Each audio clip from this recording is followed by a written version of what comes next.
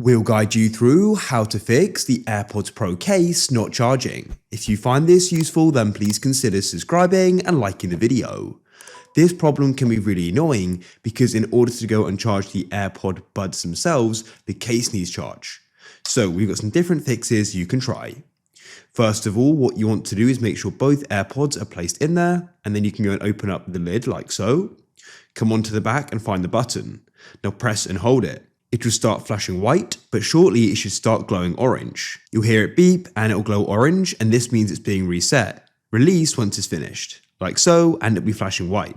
And then what we can do is try charging it and go and see if that solves the problem. If it does, then great. If it still doesn't, then what you want to do is come and look at the port itself.